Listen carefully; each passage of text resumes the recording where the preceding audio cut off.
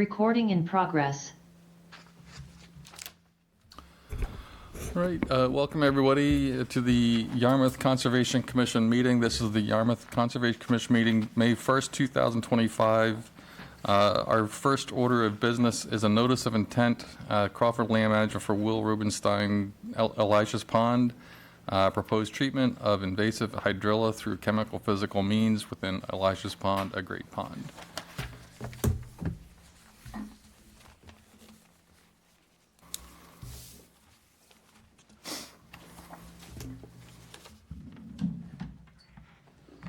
Hello, I'm Angela Tanner. I'm here from Crawford Land Management representing the applicant, and here with me is Nick Crawford from Crawford Land Management, and we also have Andy Sedaris and Will Rubenstein with us.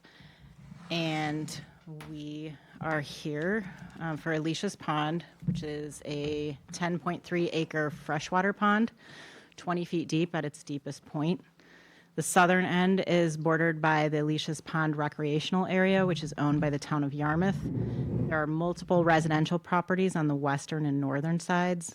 And then Camp Wingate Kirkland is on the east, which is where Will Rubenstein is here representing. Camp Wingate is a summer camp for kids, and among other things, it focuses heavily on aquatic activities like swimming and non-motorized boats. And many of the other residents also use the pond for those types of activities. The pond currently has a population of Hydrilla verticillata, an invasive species which has been increasing rapidly over the past few years, and it raises safety concerns for the swimmers and boaters. And there's also concern that it's overtaking the native aquatic species and making the pond less hospitable for wildlife, and potentially making the water more susceptible to harmful bacterial blooms. We estimate that a little over half of the pond is invaded, with populations mostly in the shallowest areas, which is the knuckle up to the north that you see, and then down to the south where the edges and where the Camp Wingate swim area is. And Hydrilla is a federally listed aquatic invasive species. Treating and removing it from the pond will not only improve quality for wildlife and recreation, but it will also help keep it from spreading to other water bodies. And right now, it's not yet widespread on the Cape, although there are a few other ponds that are currently being treated. Based on, so in order to determine how we should treat the pond, we consulted a representative with Massachusetts Department of Conservation and Recreation, and we followed their rapid response plan. And we also looked at several other ponds on Cape Cod in Barnstable that are currently being treated for hydrilla. Based on their recommendations, we are proposing to chemically treat Elisha's Pond with fluoridone, which is a systemic chemical that has been used extensively in the U.S. for hydrilla and other species. One of the reasons it's recommended is because it's been in use for almost 40 years. The EPA has tested it and determined it doesn't accumulate in animal tissue, is safe for swimming, fishing, and other aquatic activities. It's a systemic herbicide, which means it will kill the entire plant. Using other contact herbicides that just attack the foliage might help reduce the spread, but it won't help reduce the population of the hydrilla. And we also don't recommend solely mechanical removal on its own, because pulling up live vegetation won't remove the tubers that are at the bottom of the plant, and it can also spread by fragmentation. So moving the plant while it's live is actually going to make it spread. Fluoridone doesn't affect animals or humans, but it can affect other vegetation. However, low doses of the chemical can treat the hydrilla and still allow other plant populations to bounce back. The pond is within Natural Heritage and Endangered Species programs, mapped priority habitat and estimated habitat. And we've submitted the information to NHESP and are waiting for a decision from them. We worked with consultants from SE Pro, which manufactures Sonar One. That's the form of fluoridone we're proposing to use. It's also being used in the Barnstable ponds. It can be applied in a slow-release pellet form, and it's recommended that this is done 3 times over the course of the summer, once in early summer, once in midsummer, and once in late summer. The first treatment is the highest ratio of fluoridone, which is around 20 parts per billion, which is still at the very lowest end of the recommended applications. The second and third applications would be subsequently lower doses. The fluoridone levels will be tested 2 weeks after each treatment. Vegetation surveys done before the initial treatment and after final treatments each year to determine success rates and also allow us to potentially adjust the treatment strategy. The application will be done from a lightweight John boat launched from the swimming area at Camp Wingate, and we'll use a pelletized spreader to spread the pellets. The John boat will be thoroughly cleaned before it is moved off site. The water testing and vegetation surveys will be done from canoes or kayaks provided by the camp, which can stay on location so that they won't spread the hydrilla. And I think that basically sums up. Do you have anything to add, Nick? No. Basically, we just want to put the pond back to its natural state. Okay, thank you. Questions from the board? I do. Sure. 2 questions. What, so you're saying this has been used, and I'm hearing also actively being used in ponds on the Cape. And so it's sort of evidence-based in that sense. So what kind of data are you receiving from them? Do you have, the number of applications they've made? Have you, what are their metrics, and are you using their metrics? And what's the length of how long have they historically been doing this chemical application? So they've been doing the treatments for quite a while. I think the initial application might have been early 2000s. And it is showing a reduction. I don't know exactly what the numbers are. Most of the ponds that are being treated are much bigger than Alicia's pond. But from what we have learned is that this plant will probably never be fully eradicated. It can be mostly eradicated and controlled so that the pond can also still function, but it will probably never completely disappear. So ongoing maintenance is often I'm more concerned about the adverse effects, whether it's affecting the aquatic species, vegetation, things like yeah. that. Do you have data on that, on whether or not there has been any adverse effects in the? Not that I'm aware of. I mean, we could probably provide some more information on that if you're just saying, just looking because, for specifics, but There's more than just saying, well, they're using it here, so we should use it here. I know you must have more information. it's my understanding that it has been successful and it's not affecting native vegetation any more negatively than the hydrilla itself, which is negatively affecting the vegetation. Yeah, and the parts per billion that it's applied at is 16 to 20, and it has the ability to go all the way up to 90 parts per billion, so it's at the very lowest threshold of hydrilla is able to be affected at the very lowest threshold. So it, like Angela said, it does allow the native vegetation to persist, remain, and even come back afterwards. So my last question, based on all of that, there's a statement in the proposed management approach that's sort of concerning to me, because it says if hydrilla growth is substantial within the Camp Wingate Kirkland's designated swim area, okay, that area, manual removal may be conducted. So why are you choosing to do manual there versus chemical? Only after the plant has been treated and is dead. We wouldn't propose to go in and rip out the live vegetation, but after you have the floating debris everywhere, it might be advisable to remove some of that, also to help the oxygen levels of the pond. Okay, it doesn't read that way. It looks like you're going to a different Okay. application versus, hand removing the dead. Okay, I mean, we can adjust our language if that helps. Okay, anybody else? Jack? Are you familiar with, and is the state of Massachusetts even familiar with the phosphorus reduction methods that are starting to be researched? Have you looked into that, which has a totally different kind of approach? It takes the, it sits on the bottom, so it's sort of long-lasting, but just like you will have to retreat, they have to retreat that also. Are you familiar with that, or? I don't think so. I do know that the Sonar 1 is slow release, and it is a pellet that sits on the bottom and releases slowly over time, which is why the subsequent treatments are less parts per billion than the first one, as we're just trying to maintain the desired parts per billion throughout the entire treatment process.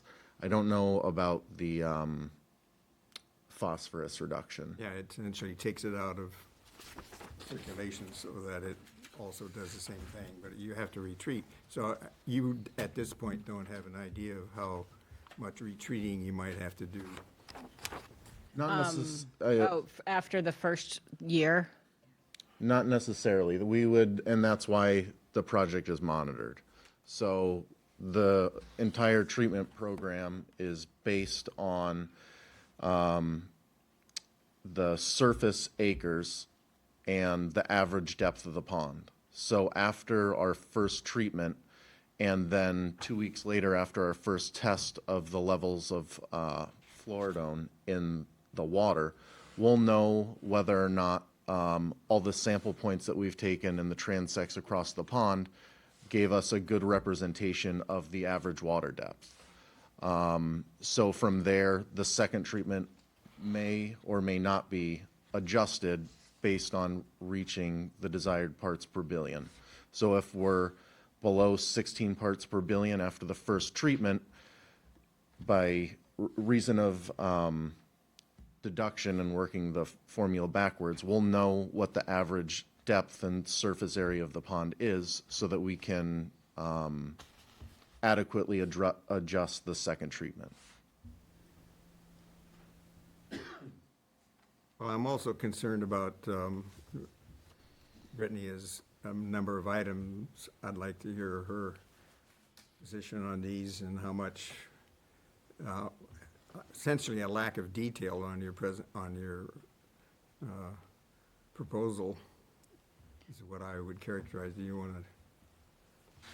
Yeah, I did. I submitted a list of questions of too close to the hearing date for them to be able to prepare a response for this hearing. But by the next hearing, hoping to have some answers on those. Most of the questions are regarding additional details on the application strategy, which you have provided, and especially surveying details prior and post treatment for monitoring. We need metrics, what you're measuring, the metrics for native species as well as the hydrilla. If the tubers, how you're measuring tubers, if you're doing other vegetative sampling. We just need a lot more information on the surveying details for the pre and post monitoring, as well as any other metrics you're measuring, and more details on the monitoring points. You described that you have 4 for a 5-acre area. I'm not sure if 4 is enough. How big are these plot sizes or transects? Just more details in general. I can clarify that. We can submit an updated diagram that shows those are meant to be areas, not points. Okay, great. So what we had thought was per area, there would be multiple points. 5 right now is what we have included in our kind of cost analysis. Okay. 5 per area. Great.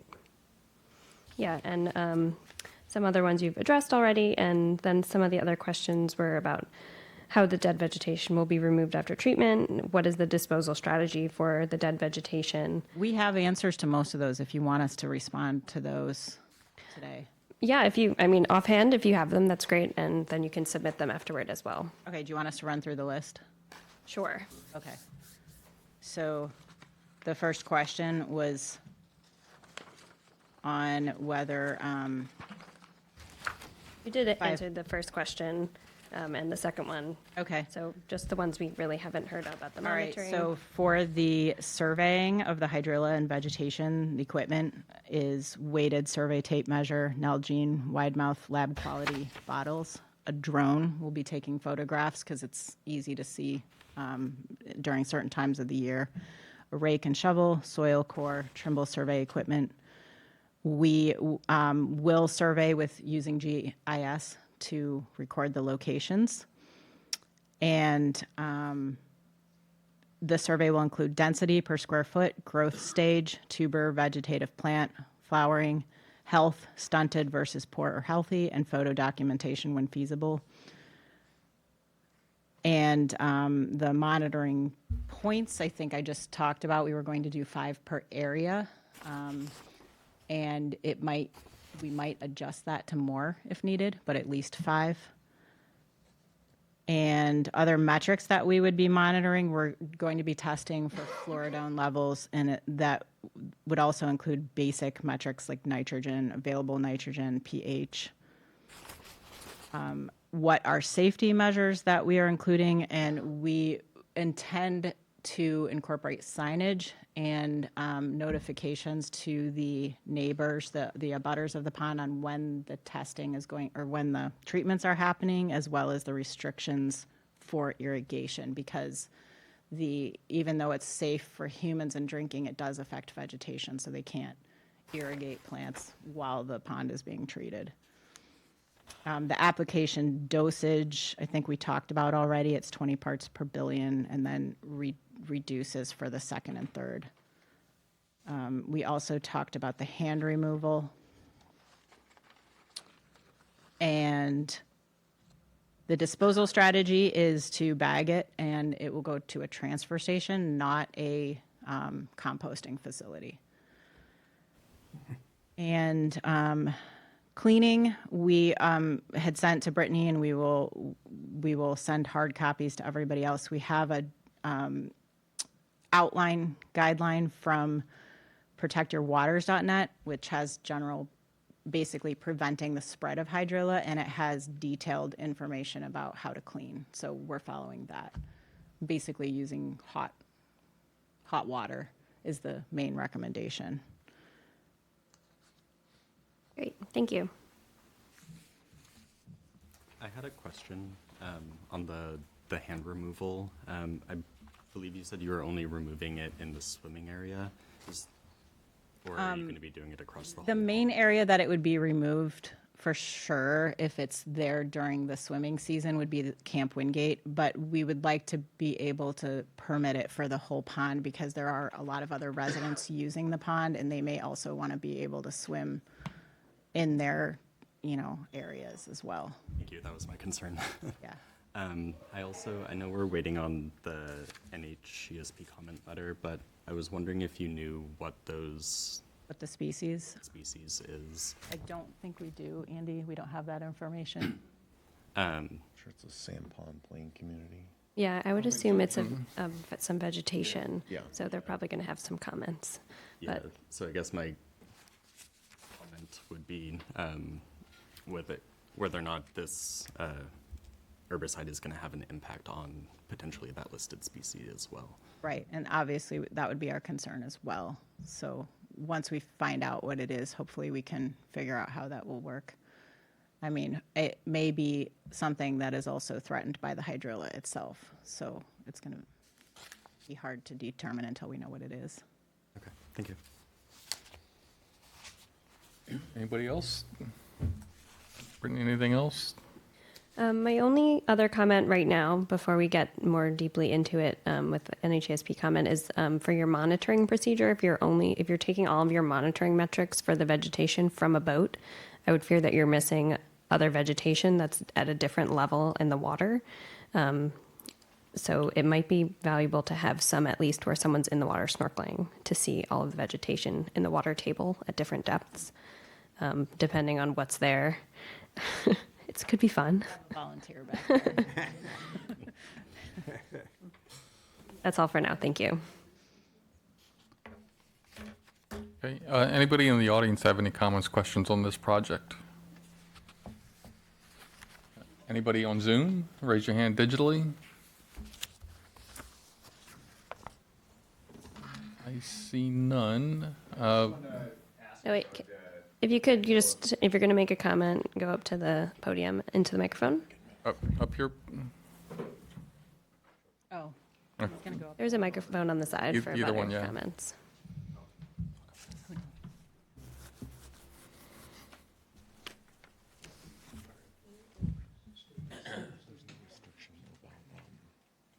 and if you would just state your name for the record, please. Michael Watts. I'm just wondering about the potential of using grass carp in addition to the chemical procedures for Elijah's Pond. It is actually not allowed in the state of Massachusetts at this time. Okay. Thank you. I just have one question. Yep. So is this an entirely private pond that's owned by the camp and also it's a, We believe it's. No, it's a great pond. It's a great pond, right? so Great it's- pond, it's- okay, so- Yeah, it's state. but the people in the camp and also maybe a few other folks are funding this entire endeavor? Yeah. Okay, thank you. Okay, so unless there's any further questions from the audience or the board, we are waiting on natural heritage comment, so we can't do anything to close that at this point. I would suggest then we entertain a motion to continue to the 15th? Yes, and to review the additional information that they provide.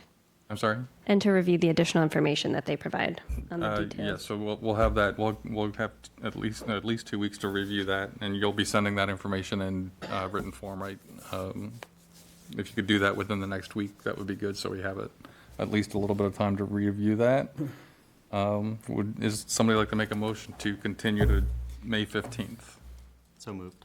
Is there a second? All those in favor? Aye. Opposed? Carries unanimously. All right, we'll see you in 2 weeks. Thank you. All right, next order of business, the review of protocol for SE 83-2431. This Great Island Homeowners Association, Great Island Road, reviewing the thresholds and replacement protocol for geotextile bags.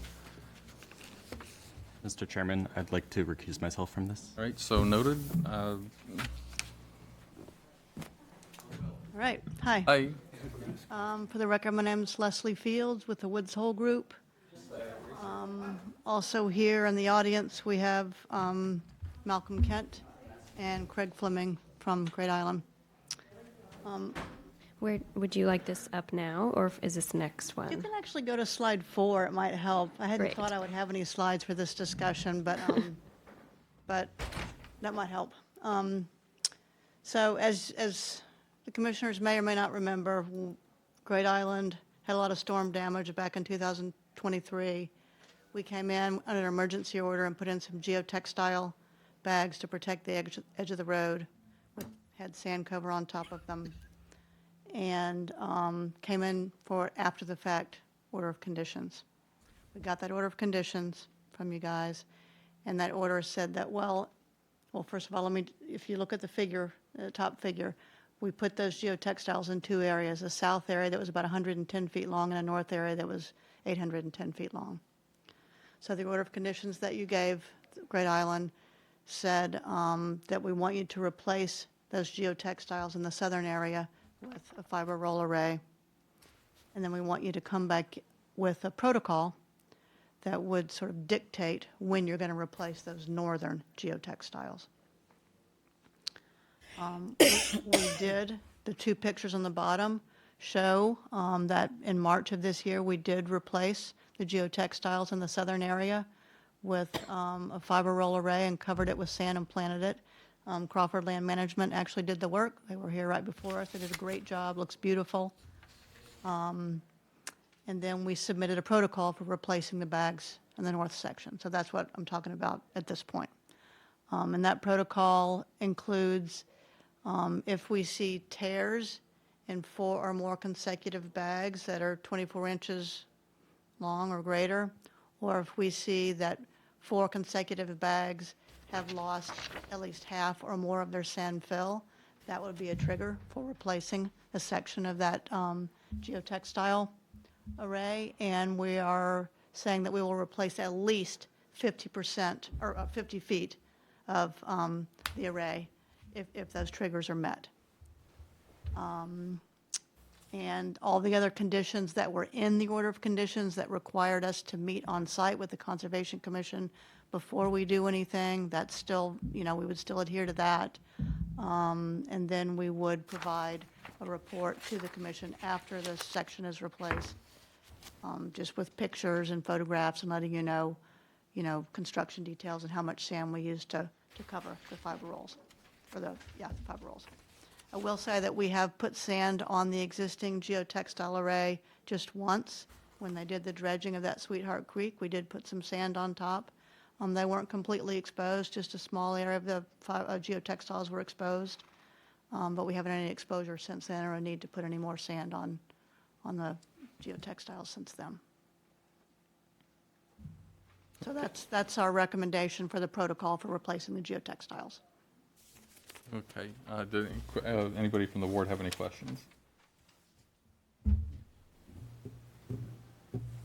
Brittany, any questions, comments? No, thank you. You're welcome.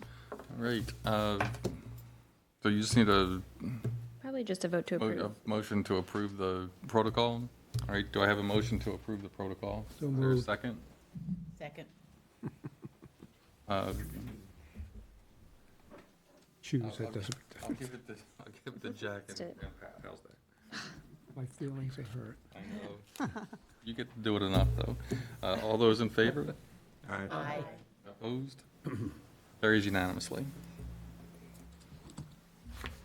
All right, next order of business is a continued notice of intent for SE 83-2464, Great Island Homeowners Association, Great Island Road, proposed fiber roll array and nourishment over 3,400 linear feet of coastal dune, barrier beaches, coastal beach, and land subject to coastal storm flowage. Okay, still here. Leslie Fields with Woods Hole Group, representing Great Island Homeowners Association. So this application that's before you tonight is something that came out of the feasibility study that we did for Great Island. I know that at least Brittany has a copy of that study. I don't know if the commissioners have been given a copy of it, or it's long. I'm sure you haven't had a chance to look at it, but I hope that you do get a chance to look at it in the near future. But one of the recommendations we made was to do just what this notice of intent has in it. And it's basically I'm calling it a proactive notice of intent. So we're filing for permission to install fiber rolls along the edge of the road when a certain threshold is triggered. And that threshold is if the dune is eroded to within 5 feet of the road. Brittany, you can actually skip to the, here we go. Okay. So we're only going to do this on an as-needed basis, moving forward in the future. Again,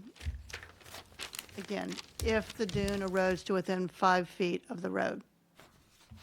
We have identified 3,400 linear feet over which we would like to have this order of conditions apply to, and that's areas that have, I believe, 75 feet or less of dune width right now. So areas that had wider dunes than that, we did not include in this notice of intent. But it's all the areas that are shown in red on this graphic. The areas that are shown in yellow are the areas I just talked about a minute ago, where we have either fiber rolls or the geotextiles that will eventually be replaced if the triggers are met. Again, we're proposing the same sort of notification to the Conservation Commission as in the other order of conditions, that we would notify the commission for an on-site if we see these triggers are met, agree upon a length of beach that we're going to install these fiber rolls, and then once they're installed, we'll have post-construction as-built photographs and a memo describing what was done. Here's a description or a picture of the actual design and cross-section. So we've got a 4-tiered fiber roll array. The top roll is about at the same elevation as the road. On top, and those are anchored with duck bells and cables. Then on top of that, we've got a dune with beach-compatible material. The back side of the dune has a 2-to-1 slope. The seaward side is 4-to-1. Most of the work is occurring in the coastal dune. A little bit of the nourishment is sort of going down on the beach, and then we've obviously got construction access on the beach. So that's a temporary impact down there. Next slide is really just resource area impacts. So if the whole thing is built, we would be impacting 13,700 square feet of dune, 48,102 square feet of beach. Some of that beach impact is permanent from the placement of sand. Other is just temporary from construction access. And then a much larger impact to Barrier Beach, estimated habitat of rare wildlife, and land subject to coastal storm flowage. That's about 92,633 square feet. That includes staging areas on the what is that, the west-north side of the road where, you know, they need to store equipment as they're working to to install the fiber rolls. And we are, we're hoping to be able to have an order of conditions that will last 5 years, that will allow us to do this work and to maintain these and to come back and nourish the tops of the fiber rolls if needed, up to 3 times a year with up to 4,000 cubic yards of beach-compatible material.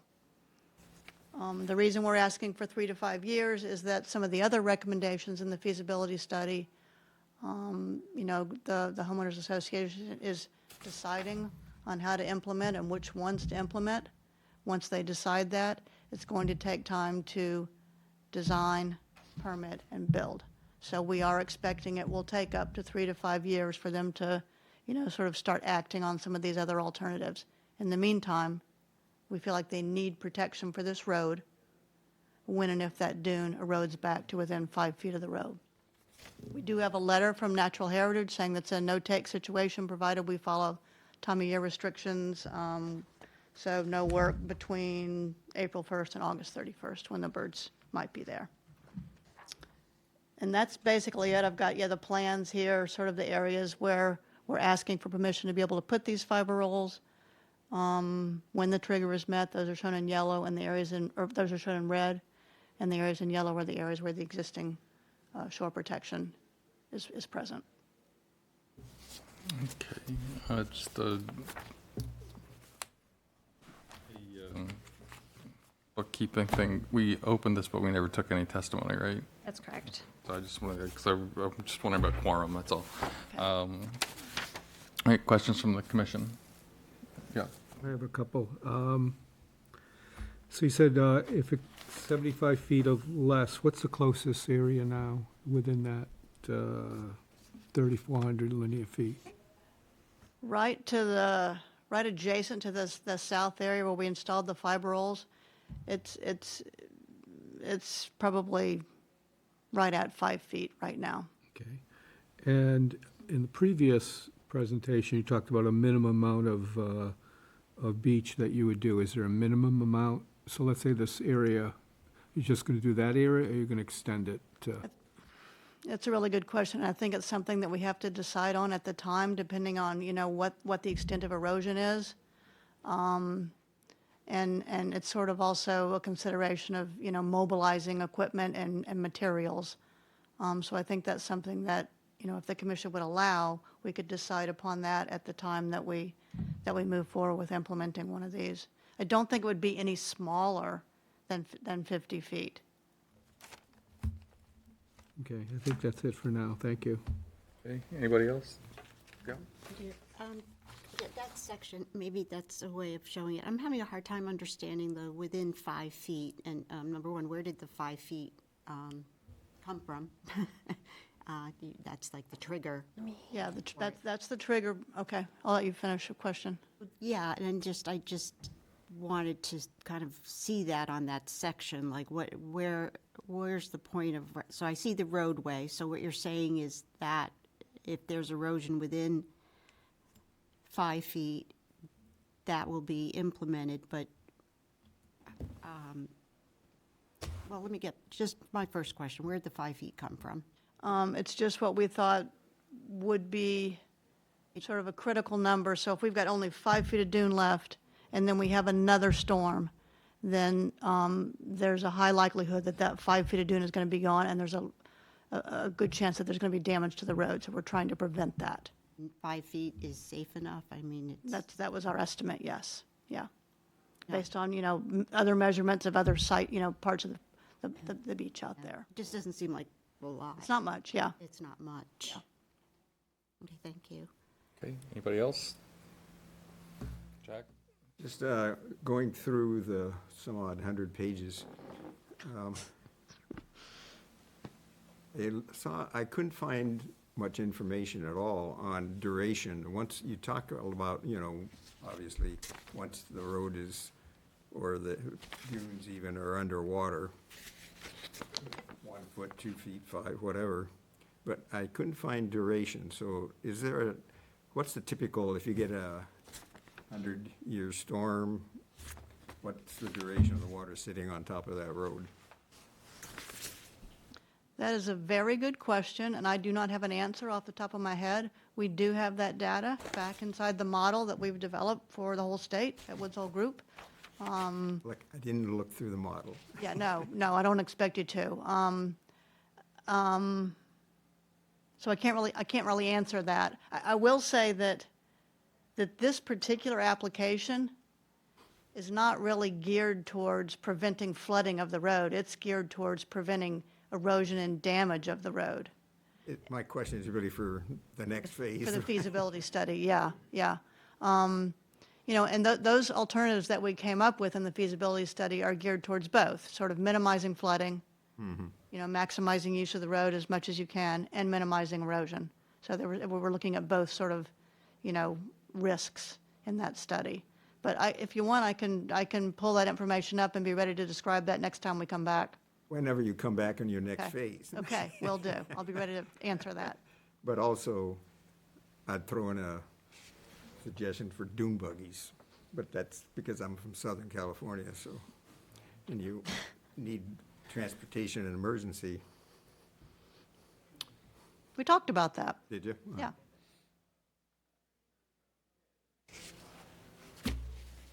That's all. Okay, anybody, Paul? Yeah, it just, I know you've been here many times, the whole group has, and I just want to mention the fact that I think we appreciate all of the effort, all of the thought, all of the expertise that has gone into maintaining and addressing this beautiful area. And I just want to make sure we're thankful for all the work that you've done. All right, well, And thank I you hope very it all much. works Thank these out. gentlemen back here. Exactly, yeah. They're responsible as well. Yeah. Of course, yep. Yeah, thank you. Anybody else? Brittany?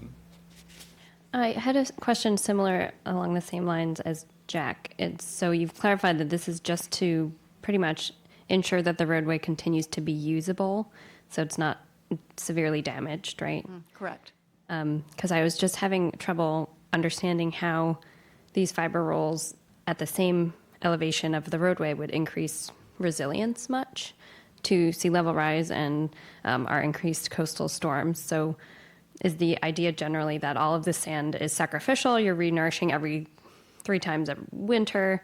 You're really just trying to squeak by these last 5 years? Because unless you can explain how it's increasing the resilience, because I'm not understanding that portion.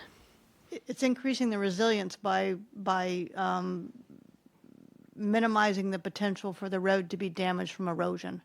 It's not increasing resilience to flooding. Flooding. So we're continuing to expect overtopping and washover Yes. of this area. For now, Okay. yes. Until something else is implemented, yes. And so we'll continue with the emergency plan of plowing that sand out and piling it back up every time it's washed over. Okay. And I don't know, I mean, we are asking for the ability to put sand over these fiber rolls 3 times a year. We certainly won't do it if we don't need to. It's just to keep them covered so they're not exposed to that UV light. Okay. Thank you. Yeah. I'm thinking of the future feasibility study. How long, you asking for a 5-year for this? Is it going to be 5 years before we have something coming to us for a more permanent solution? I can't answer that because I'm not in control of that, but I would hope that that something would be before this board well before 5 years, because if they want to get something built within 5 years, they got to have got to start the permitting process long before that. Okay, thank you. Sorry, I do have one more question. Did you consider implementing, in addition to this array, any sort of sand fencing underneath or on top of this for sand accretion? We didn't, but we could. Okay, that's like the only sort of dune strengthening projects I've seen in the past. This is sort of new to me, but I think Natural Heritage might have Probably gonna say concerns something. about that. Just my thought. Yeah, that's a good point. We didn't propose that. I know in the higher energy spots in Truro and Wellfleet, they have like the sturdy, Dirty drift fence. yeah, underneath. Yeah. Yeah, and we did have sand fencing on the back side of the geotextiles, right next to the Holding it. road, but I don't think that does as much for, Not that side. building sand on that side. So, maybe it's something we can ask Natural Heritage about and see if they would be amenable to that. And if so, we could just come back in for a modification or something if that's something we think would benefit the system. I'm not a coastal engineer. It's just something I've seen before. Sure, yeah, yeah. Just one more question. Yeah, I don't want to beat a dead horse, and I haven't looked at this before, I know you've been working on this for years or whatever, but if, I just need to understand, what's a priority here? Is it the road? The road is the priority, Correct. not the dunes. Yeah, Ellie. They like the dunes too, and we all like the dunes. We want to maintain the dunes, but this is the only means of access to this island. Correct. And for, there's just several year-round residents, and there's also, Yeah. emergency response that we've got to, so, It's a beautiful road. I Yeah. understand that, but, okay. yeah, so it's protection of the road so that we can maintain access for the residents who live out there. So the dunes are secondary to the road. I'm reluctant to say that, but the dunes are, if we can maintain the dunes and make them be as healthy as they can be, then we can provide protection for the road. Okay, I just wanted to understand the objective. Thank you. I would just chime in with Ellie that the dunes are eroding here. It's not like we have healthy dunes that they're going in and trying to change things. They're disappearing. So they're trying to beef them up in places only where it's needed. Obviously, on the areas closest to the entrance, they've got these big dunes that they're doing well. They're not going to touch those unless they need to. Okay, and we do have natural heritage comment, or we don't? We do, Do. yeah, we do, yeah. Okay. Anybody sorry, do you have anything else? No, that's all. Thank you. Anybody in the audience? Anybody on Zoom? Any further discussion among the board? If not, would somebody like to make a motion to approve the project with special conditions incorporating a natural heritage comment as well? So moved. Second. All those in favor? Aye. Opposed? Chairman votes nay. All right, carries. Thank you very much. Can you, was that David and Jack? David and Jack. What am I doing? Just sign and pass it on down. All right, next order of business is another continued notice of intent for SE 83-2475 Keith and Claire Felton, 61 Baker Road. Proposed garage driveway in the buffer zone to a bordering vegetated wetland.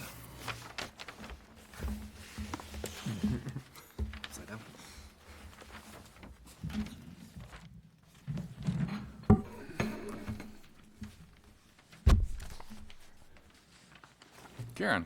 Good evening, Mr. Chairman, members. For the record, my name is Kieran Healy. I'm a land surveyor with BSC Group, representing the owners of the property, Keith and Claire Felton. I was here a couple of weeks ago with this project, and we had discussed some potential modifications. So I went back out to the site with my client, and we were able to do a few things that I think will help the situation. The first thing we were able to do was to rotate the building, and by rotating the building, we were able to save the two of the trees on the rear side, that 12-inch cedar that are the southwest corner. Located the driveway just a bit on the north side. We were filling in the entire existing driveway and pushing the new driveway further from the wetlands. But by utilizing the existing driveway, we're able to save that nice 14-inch tree that's there, which is the largest one of all the ones that was to be removed. So I think it's, even though we're a little bit closer to the wetland, by saving that tree, I think it's substantial. And I'm hoping the board would feel the same, that what we're taking is a lot less than by saving that tree. I've also proposed 10 new trees as we go further back along the property. We had talked about infilling that little strip in the private road. I talked to my clients about it, and they were perfectly fine with us doing that. Apparently, the little bit of a pathway there isn't so much used by the neighbours as I was led to believe, but more used for access for cutting the lawn on the backside of the property. So the owner's more than willing to let that be filled in and just take a different route to get to the back of his property. I had an email from Brittany a little bit earlier talking about the size of the hazelnuts, and I did confirm that as well. We can't purchase those at 2 inches. They come smaller. So as a result, we can either utilize those in smaller, or we can modify it to be something larger like a white pine or an oak that's in the area right now. We don't have a problem with that. We're glad to take the commission's suggestions on that, and hopefully that answers most of the questions we had. Glad to answer any other ones. Okay, thanks, Kieran. Yeah, I would definitely change change hazelnut for white pine. Okay. So we were proposing 5 hazelnut between the 2 different types. Are we okay with 5 white pine?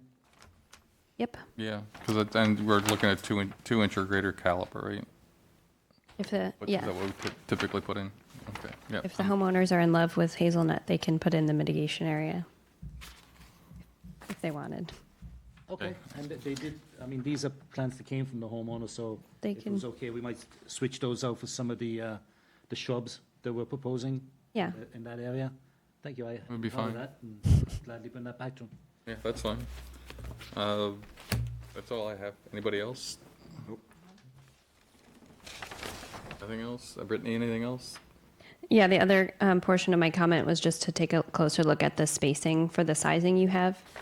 They're just way too far apart for 1 gallons when you submit the revised mitigation plan.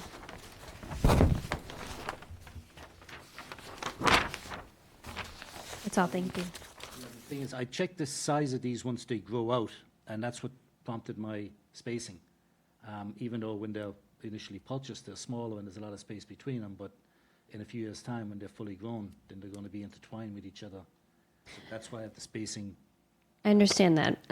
I mean, the industry standard, though, is like for sweet pepper bush, it's 4 to 5 feet on center for a 3-gallon. You have 8 feet for a 1 gallon. It's just what's shown in the Barnstable County suggested spacing list, and that's what we usually go by to make all the calculations easy, to make sure that we have enough coverage. But if you're swapping some of these out for the hazelnut, it might work out. Yeah, I'll have a quick look at that. Okay, thank you. Okay, anybody else? Anybody in the audience? Anybody on Zoom? Any further discussion? Nope. Would somebody like to make a motion to approve the project with special conditions? So moved. Is that Jack? Or Paul, sorry. Is there a second? Second. All those in favor? Opposed? No. No?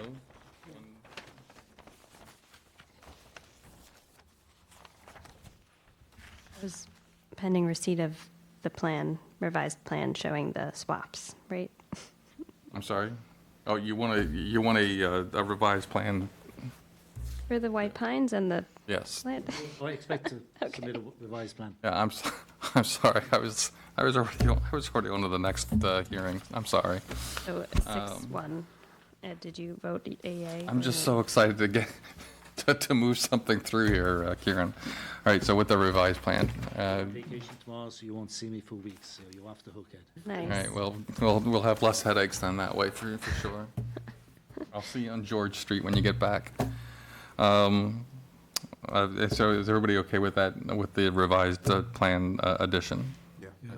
All right. That's it. All right, thanks. Thank you very much. Thank you. Thanks, Karen.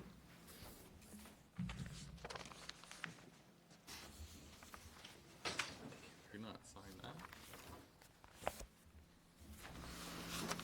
All right, next order of business is a new notice of intent for SE 83-2476, James Morris 4 Marsh Point, proposed porch and entry addition in the buffer zones to Salt Marsh and Coastal Bank. You have green cards? You can give them right to Ed if you don't mind. Thank you, Dan.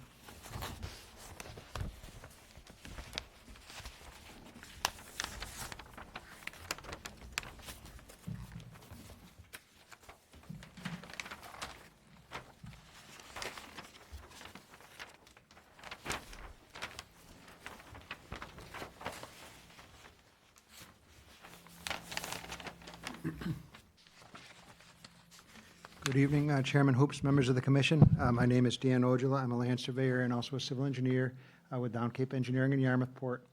We're helping the folks out here, Morris, with 4 Marsh Point. It's, I think, a nice little project. You have fairly new regulations on mitigation, and those have kicked in. It's sort of a nice win for the commission and also a nice addition for the owner.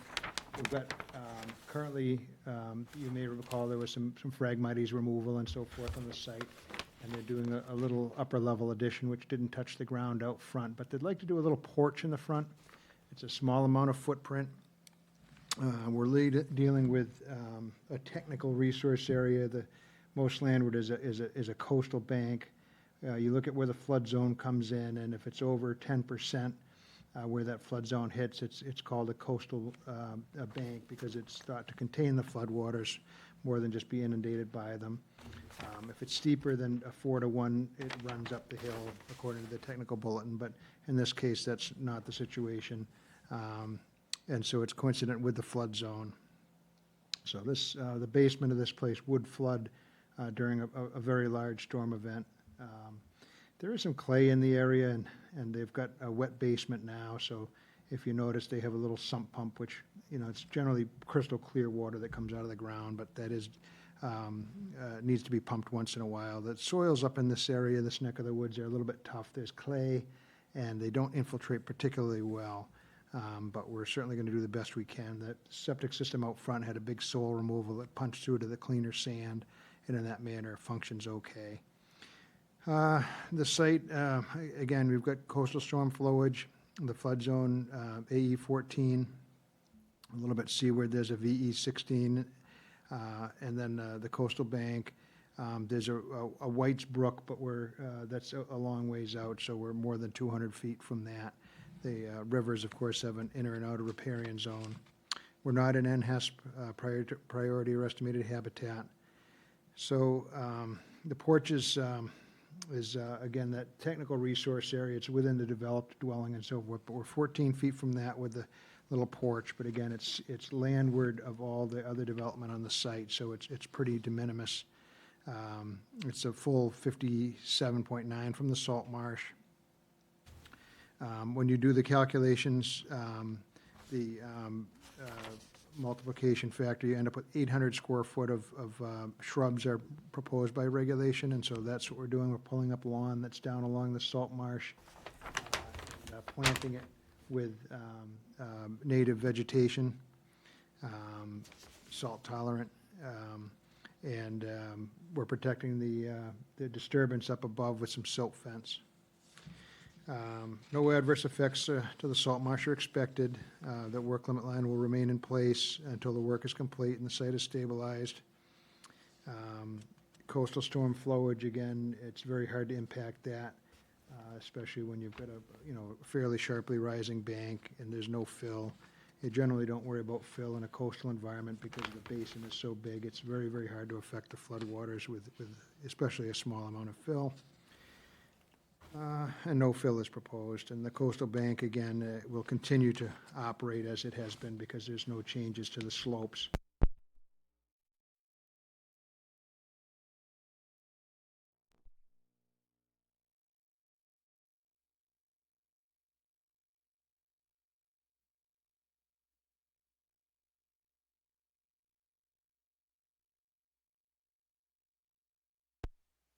Power on my computer, but everything else. Okay, So you're gonna have to give me a minute. So sure. Okay. That was exciting. That needs my home, too. what's going on? Well, I don't know, street work there's. Yeah, they're working down on. Should be done by now. Yeah. Car might hit a pole. Oh, we're live, I shouldn't be. That was dark. Parker, we're in the basement. No emergency lighting? Yeah, that's good. Window. There was a couple of little red flags. That's what phones are for. No generator. I didn't take a picture of the. I can say it's not happening in West Yarmouth because my generator didn't go on, so. Good point. The exit sign should have stayed on. My phone's on SOS, but I don't know if I have signal down here anyway. Okay, here's. Are we back on? I'm not sure. I'll wait for.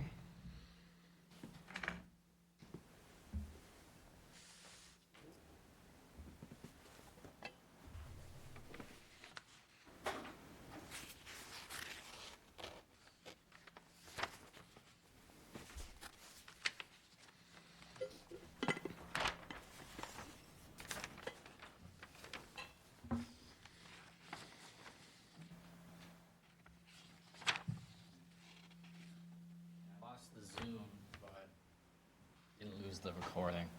Okay. We're on now. So. I guess it's up to you. We can. Give it a minute for the Zoom. Yeah, I think we can continue. I think we and have if to they wait for Zoom, okay because we don't know that, started on Zoom we don't know if anybody was out there. comments.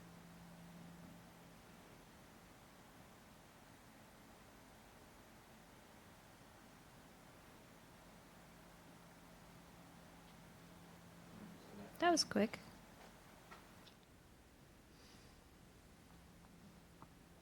Thanks, Liam. All right, I think we're back.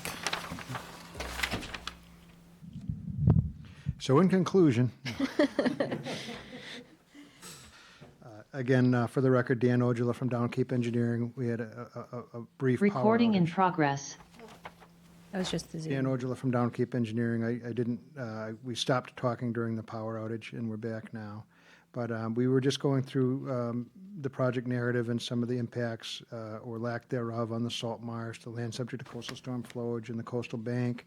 The homeowners are environmentally conscious. They have a rain barrel to collect some of the runoff, which they use to irrigate the plants. You don't see those too often. And they do some composting, I believe. But some of the, there weren't any comments from DEP, but Brittany did mention that she noticed some of the downspouts were heading back towards the salt marsh.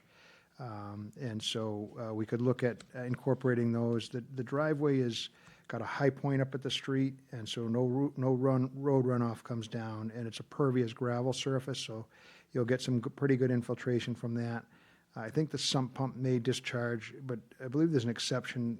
It's perfectly clean water that comes out of that once in a while.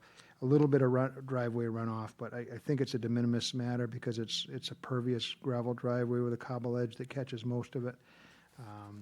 We could certainly incorporate some down gradient gravel drip edge against the southwest corner and southeast corner of the building to help capture some of that runoff. It'll be a little bit limited on the infiltration, but better probably than transporting it closer to the marsh as it is now. So we'll be happy to revise the plan to show a little gravel drip edge against the south side and Of course, the north side as well is noted on the plan under note number 6, that the roof runoff and the drip lines to be directed to stone trenches. We had kind of intended that for be the front, but I think that based on Brittany's comment, we would happy to add that to the south as well. Again, I think it's a small increase. It's at 44 square foot, or in the 50 to 100. We're adding 199. Again, it's 0 to 50 because it's the coastal bank is way up near the front of the house. But so that times 4 is 796. So it's a very aggressive multiplication factor. You guys are getting rid of a lot of lawn, getting some nice plantings there along the salt marsh. I think it's a nice win-win. I'd be glad to answer any questions if you do have them. Okay, thanks. Questions from the board? Anything? Oh, I do, sorry. Yeah. Can we show the plan up there again? Yep. It's not on the. Oh, not the big, oh, the small, whatever. Oh.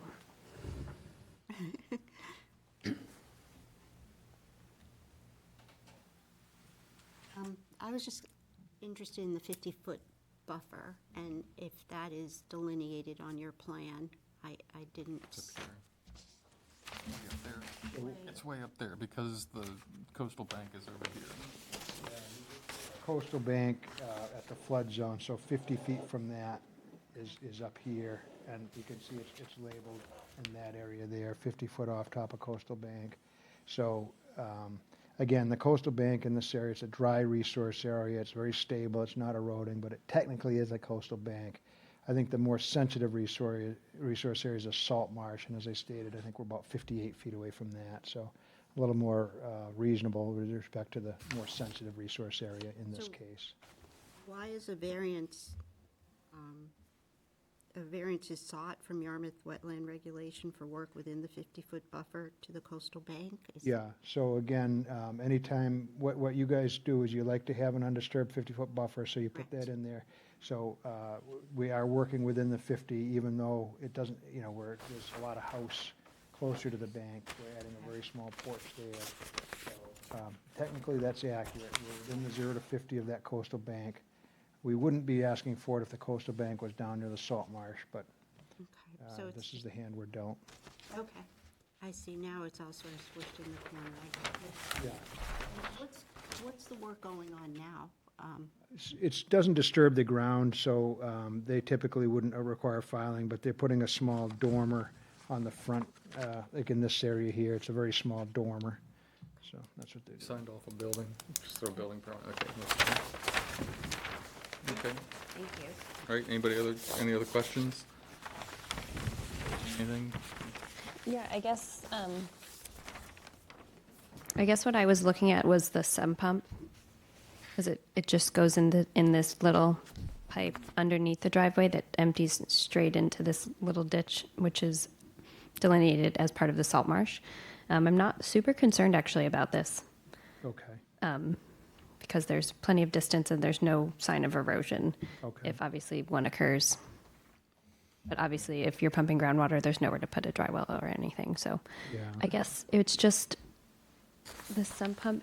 Do you have any thoughts on that? Yeah, I It would say just some goes. pumps, I would leave some pumps alone, because they are pumping groundwater, it's not, TSS, no pollutants, it's basically I drinking mean, water. some pump water is usually, unless unless they're draining a basement that's filled with, oil or whatever, but, some pumps are There's- usually, And they go straight basically into looking the as marsh. as something that doesn't contribute any kind of pollutant, so. I'm not worried about pollutant. It just looks like they're actively trying to slow this down. There's a little bucket on the edge of this pipe that's repaired in some way. It looks like they're trying to slow that water down, and it looks like it is making a little bit of an impact on the salt marsh. I guess the speed at which it's pumped entirely depends on the groundwater levels. I wasn't sure if there was any way that could be improved, but it may not, which is fine. We could certainly have them put a little bit better flow diffuser on that. It's kind of cobbled together right now, and it would distribute it out a little bit more evenly, so we make sure it wouldn't erode the. That sounds lovely. Yeah, Flow I'll work with diffuser. them to do that. flow diffuser and have it actually connected rather than it's kind of cobbled together now. How quick, I mean, how much is it actually pumping? None right now, but every once, on a wet spring, it'll probably go, I mean, I don't know if you're aware of the one over on the Barnstable Harbor side, but yes, you are. You are intimately, so it's certainly not that, I'm not worried about it. worried about it? If you put the diffuser on like that and fix it correctly, I think it's perfectly fine then. Great. There's nobody in the audience, anyway, anything else? No, thank you. If there's nobody on the audience, anybody on Zoom? If not, would somebody, did we decide on the revised plan then, or no? We're good without it? I don't need a plan. Okay. Would somebody like to make a motion to approve the project with special conditions? I will. Is there a second? I'll second. All those in favor? Aye. Opposed? Carries unanimously. Right, next order of business, another notice of intent for SED 3-2478, Thomas and Paulette Moran, 20 Mill Lane, proposed additions, patio, and new septic system in the buffer zones to a BVW and coastal bank.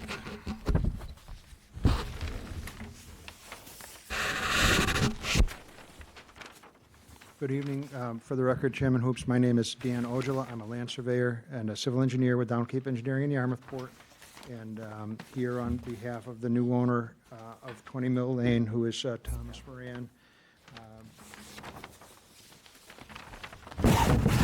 Thomas had been looking for a home in the area. This became available, and he's looking to, do some modest upgrades. The house is a little bit older, and the spaces were a little bit fragmented. So he's working with Jimmy Bowes, Bayside, and they come up with a nice plan to expand it a little bit. It's not in a nitrogen-sensitive area. There's a good distance to the septic system, to the wetlands. There's no variances required. It's high and dry. There is some silt loam in the area. You got to punch through that to get into the better sand. There's a couple layers of sand and silt, and then at the bottom, it was all beautiful, clean, coarse sand all the way down, 14, 15 feet with no groundwater. We're high and dry on the backside. There are resource areas. Distantly, there's a little creek. We're outside of the riparian zone to that. You can see the outer riparian zone just nicks onto the property barely. We're looking at, again, a technical coastal bank where it's not particularly steep, with the exception perhaps where the driveway is. It's a pretty well-defined bank. There's probably some historic fill in there many, many years ago. But then the rest of the slope is around 15, 11, 18%. It's well under the 25% run-up slope, but it is steep enough to create a technical coastal bank. Seaward of that, there's a small BVW. This area has also, like we see on the soil log, some clay where the water oozes out. It creates a little freshwater bordering vegetated wetland of the salt marsh. Brad Hall had done some delineations for us, actually next door. Many years ago, I took off from his line and we delineated, and Brittany checked out the flags. Nice, well-defined wetland. This time of year, you get the skunk cabbage that form a nice line where that is. It's a nice topographical rise up. We did some holes and checked it out. And again, that's seaward of the coastal bank. So the most conservative, or the coastal bank delineation, we looked at the 50 and the 100. Again, we looked at your regulations, which do require quite a bit of mitigation these days. The 0 to 50, there's no increase, so that's the good news. There is an old stone wall with a lawn that goes up to it in the area of closest to the wetland, and in those areas, we were looking at a good opportunity to pull up some lawn and plant some mitigation, so your regulations work very nicely. The 50 to 100, we've broke it out to building, gravel drive, and patio, totaling about 988 square foot of increase. In that area, multiply the factor is 2, so you're looking at 1976 square foot, and we're proposing about 2,000 square foot of pulling up lawn and planting native species. We initially had some creeping juniper in there. We swapped that out with some honey, some good low-growing huckleberry sod, which Cape Coastal Nursery does source that out off Cape, but they can roll that out and provides a nice little habitat for the bunnies and various flora and fauna. Bees love the flowers. There's also a bunch of sweet pepper bush and some northern arrowwood. So we'll recreate a nice buffer there along the stone wall and out into the lawn to help protect the bank, the freshwater wetland, and then the river beyond at the salt marsh. So I think it's a nice project. There is one extra bedroom. It's just the size of the house. I think it'll be just him and his wife. But in any event, 4 bedrooms, pretty modest considering this the area and the size of the lot. No variances whatsoever. Way away from the wetland, way outside your jurisdiction, and no variances whatsoever required for that. So it's a little addition on the south, a little addition on the north, a little bit larger, and then some patio, some room out the back. It does enjoy, views out over the salt marsh because you're up kind of high. So it'll be a nice property, even nicer property once the additions are done. We did carefully take all the roof runoff. You can see it's carefully drawn from the southeast corner, the southwest corner, that little dashed line is the roof drains. We run it all the way around and out front to 2 deep dry wells where we'll punch through the clay and infiltrate all that. Brittany acutely noticed that there's right now some erosion coming off the south end of the building because it's fairly steep near the driveway. So this will cure that because we're taking all the roof runoff and piping it underground and infiltrating it outside the 100-foot buffer. So that will be cured. There's a couple of trees within the work limit line that'll be hanging over the house, so those will be taken out. But again, you've got 800 square foot of new lawn being pulled up with nice mitigation plants to compensate for a little bit of hardscape and the loss of a couple of trees. There's some nice specimen trees up near the house that'll remain. Be glad to answer any questions if you have them. Thank you. Okay. Questions from the board? Just a question and a comment. There's no disturbance to the existing stone wall, correct? That's correct, yep.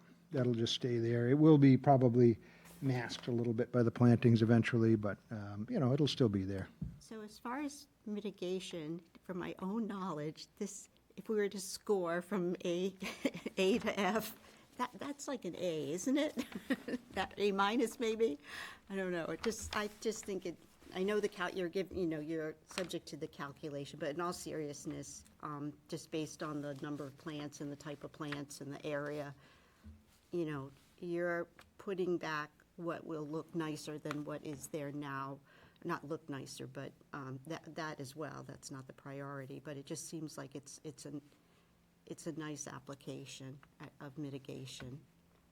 Yeah, I think I would agree. It's a lot. You guys are gaining a lot by it. It's a win-win. The owner gets what he wants, but he does give up quite a bit of green grass lawn, and so you get rid of the pesticides, you get rid of the fertilizer. It's better for the environment. It's better for the flora and fauna, and it's what you folks like to see. And it's I think, like I say, a win-win. Thank you. Anybody else? Brittany? I missed the trees proposed for removal on the plan. Which ones are they? Just right next to the addition, there's a couple of trees that are going to be hanging over the addition within the work limit line there. So those 2 that are going to be hanging over, I don't think those will make it. The insurance company will have us take them down. Okay. Again, they're in the outer. They're not marked for removal or noted anywhere that they will be removed. I would almost say, because I did catch that, and this is in response to the creeping juniper comments. Verbally. No, come on, I took them off. for you. What I'm gonna propose is like perhaps you don't have to take those trees out. You could trim them off a little bit. And if the Is it insurance like- company does decide that they wanna say no, that no, we can't, we can't cover, and they're willing to send a letter for that, then I would be willing to see it take the trees out, obviously. But I'm wondering if there's any way they could actually just trim it out, trim the overhanging branches, or the ones that would be overhanging. Yeah, it looks like they're listing a little bit towards the building, as trees do. You know, they always try and go over your house because there's a lot of light and air there. But yeah, we'll take a look at it. If there's a way to do it, we'll absolutely do that. You know, as long as we can prune them back hard so they're not a danger to his sleeping at night. I think we're Could you happy note to it do on the that. could you show them on the drawing? Yeah, well, they're on the drawing already, so I think if you just make a note that, put a note you know, on. trees to be limbed up but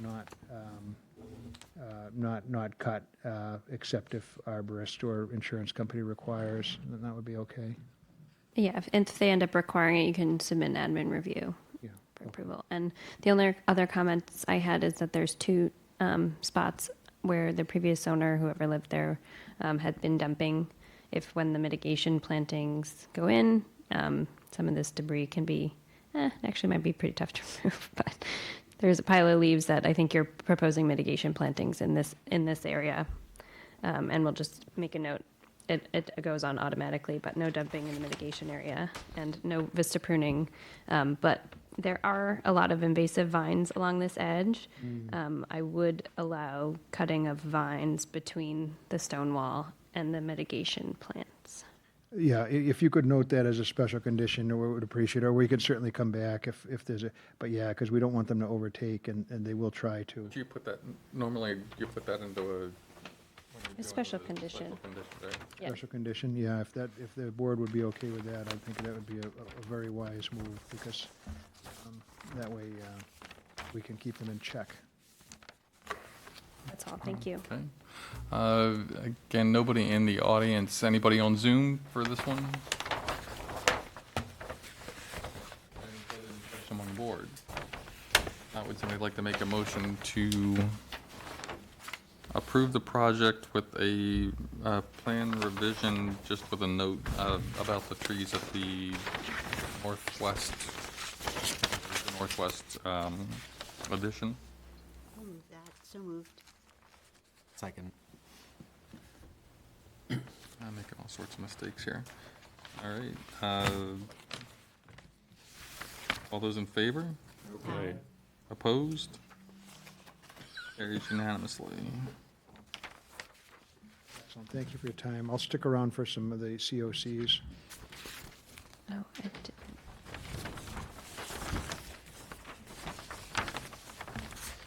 All right, next order of business, request for certificates of compliance. We've got two EZs, so we'll do those first. For SE 83-1992 Clifford Betron 9 Flake Yard Lane, and SE 83-2374 Joseph Kennedy 331 Union Street. Do I have a motion to issue both certificates of compliance for SE 83-1992, SE 83-2374? So moved. All those in favor? Second, we need a Sorry, is there a second. second? All those in favor? Aye. Opposed? Carries unanimously. David and Jack. No, it was David and Jack, yeah. Jack, yeah.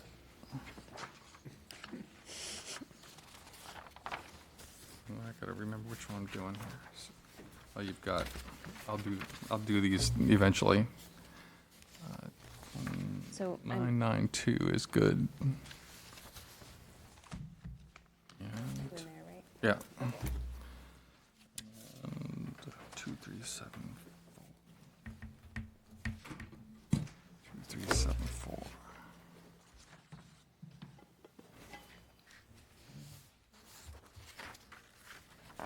Our next order of business is, let's see, it's another certificate of compliance for SE 83-2138 Clifford Betron 9 Flake Yard Lane.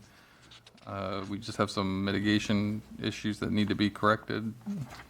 Yeah, so I did a site inspection, and in the as-built plan, it shows there's 60 square feet of additional cover in the form of 2 small decks on either side of the existing garage. One has a rinsing station, and this area on the right side is underplanted. The mitigation plan just called for much more cover in that area, and there are several specimens that have died. So I would recommend that the board require the dead specimens be replanted and at least some additional coverage on this right side, which is pretty bare for a mitigation planting area right now. This is that right side. There's about 5 plants here, whereas the mitigation planting plan had about 14 plants. Okay. So Dan, you want to, can you get some plants in there and then come on back?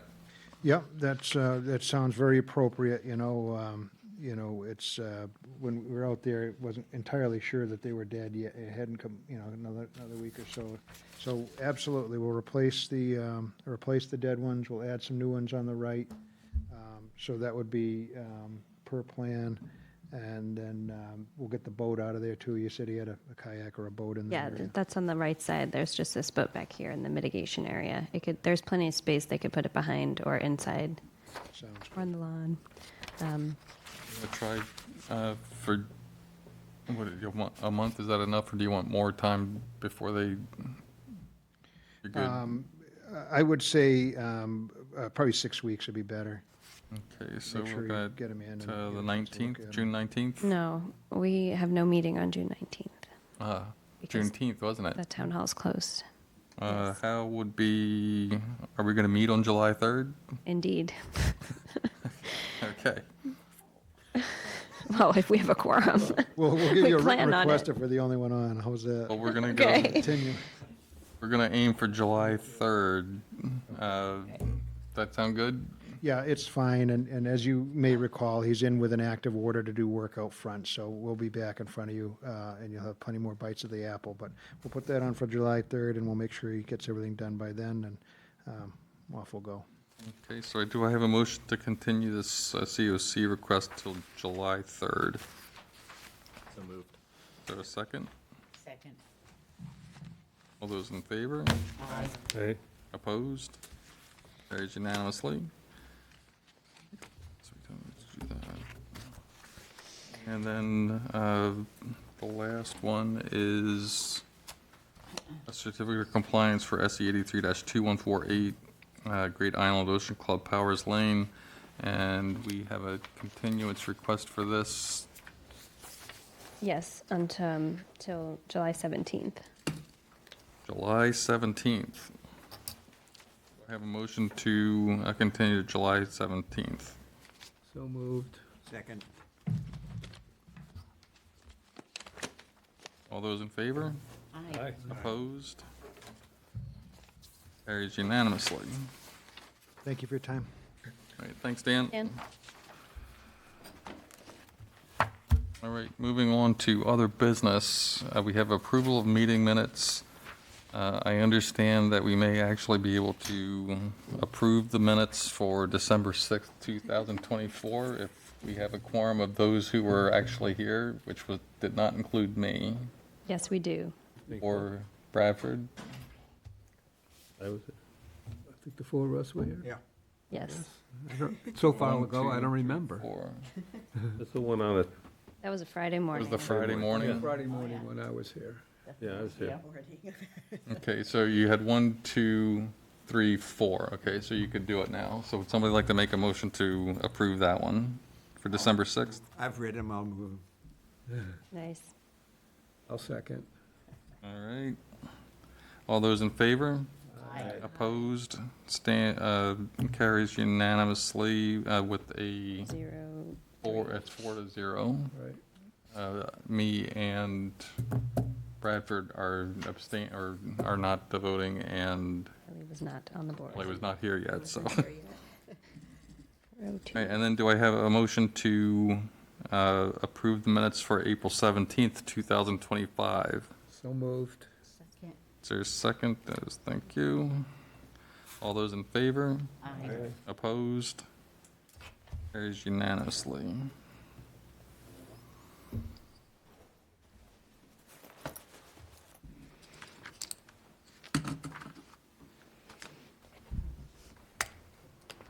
All right, any other business that's not reasonably anticipated? I thought Paul did a good job yesterday getting those votes in. Go, Paul. Pass that one down. We have to sign the, Oh, do I need to sign? Oh, is this, okay, I thought it was something I wasn't at, sorry. I'll echo what I sent in the email.